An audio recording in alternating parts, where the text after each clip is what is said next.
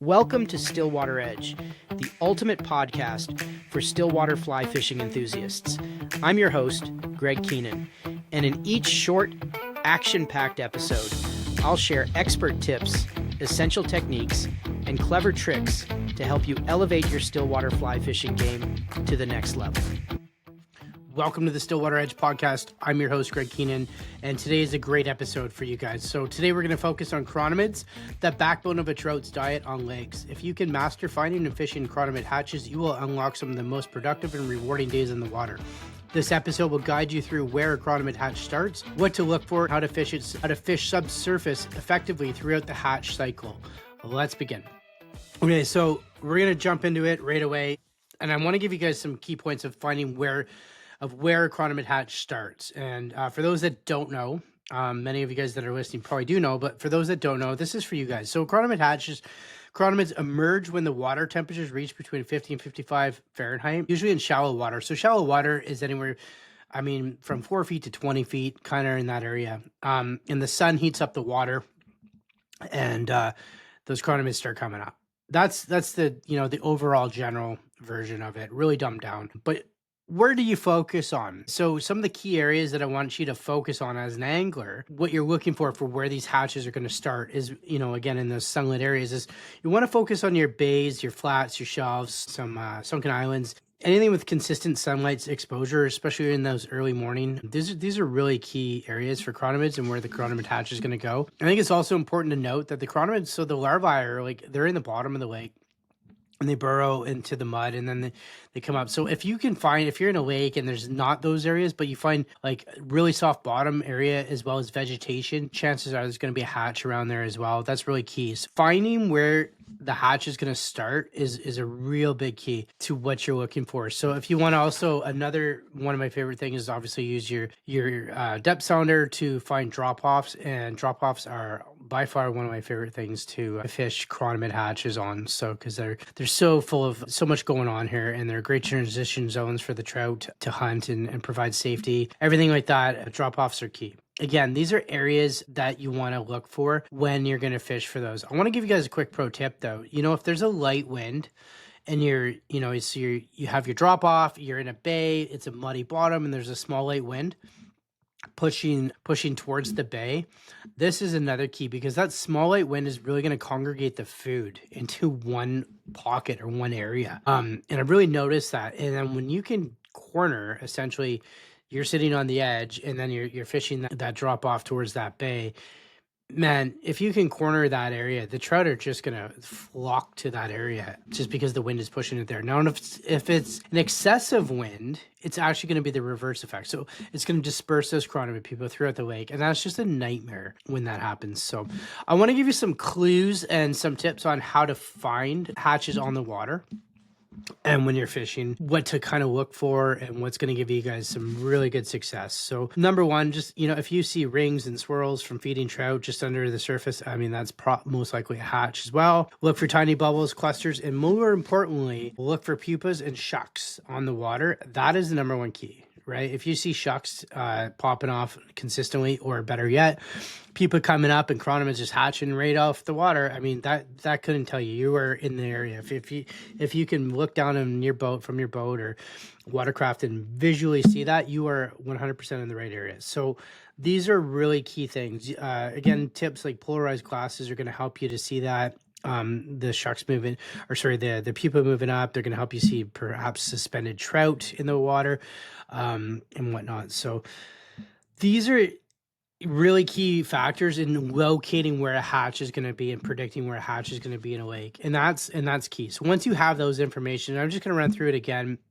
Muddy bottoms, it starts, 50 to 55 Fahrenheit, muddy bottoms, good calm wind is good, drop off, shoals, anything like that, is really key for where that's going to happen. Sunlit areas as well. So those are your key zoning in areas. So there's, when you learn that and you fish that and you get to recognize, okay, this is where it's going to be within reason, right? Again, vegetation, these are key. So, and then you look at the visual clues, and the visual clues are telling you that, hey, there's shucks here, you know what, you're going to be good. So the hatch itself, and this is what I want to really jump into, is how to fish a chironomid hatch subsurface. And that's kind of what this whole episode's about, right? Is how to fish a hatch subsurface. Because there's a real crazy method to this. And a lot of people don't, maybe they forget it or maybe they don't know about it. But I've broken a hatch down into like 3 sections, if you will. And this is what I find it works for me really well with a hatch, especially when I'm trying to understand a hatch and like throughout the process of a day. So I'm going to call it the hatch cycle. So the before hatch or pre-hatch, if you will, is when you have your bloodworms in the bottom of the lake. So you found the area, you think it's going to go, and you got your bloodworms happening. So fishing those bloodworms early morning, let's just say hypothetically you get on the lake, it's early morning, you start fishing that bloodworm before the sun's really warming things up, and you're fishing. It's an effective method in targeting that pre-hatch. And let's, for argumental sakes, for the rest of this show, talk about a static presentation using an indicator setup. So again, in fishing that bloodworm, 3 inches to 6 inches off the bottom of the muddy bottom is absolutely key. And that is a killer method of getting that pre-hatch going on. So once those bloodworms, the takes or the indication or the strikes kind of stops and dissipates, that's a good clue. And that's a great clue in telling you, hey, the hatch is here. So that's phase number 2 or cycle number 2 of the cycle here of the hatch. So the actual hatch. So what's happening now is you need to take the bloodworm, pull it up, cut it off, tie on a new fly, let's say a chromie or something like that. And the reason why is because what you want is now it's a chironomid stage, and the chironomids are coming up in that pupa stage, and they're gas filled and they're coming up. They've matured and they're starting to rise in the water column, and the fish are zoned in on that, and that's the actual real fun of a hatch. And when you can zone in on that and you consistently that's when we have like those 40 fish days, those massive monster days, and that's a lot of fun. There's 2 things you need to do. One is make sure if you were fishing that bloodworm earlier that you're now a foot to 15 inches off the bottom of the lake, because it has come up in the water column, and those fish are really going to zoom in on that. Number 2 is you do have a slimmer profile, but something shiny to imitate a gas-filled casing of a chironomid that's ascending is absolutely key as well. I find that's really good. And I guess the third thing was to be matching the hatch. So if you do see shucks on the water, you definitely want to match that hatch. If you don't see shucks, again, you try and find, from what knowledge the size of chironomid, I get 18 to 12s, whatever you're fishing. You want to make sure that you're matching that fly to the best of your knowledge and keeping that key as well. So targeting that as well, again, static presentation, indicator down, fluorocarbon leader, all that sort of stuff. And that's going to be between 12 to 15 inches off the bottom. That's key.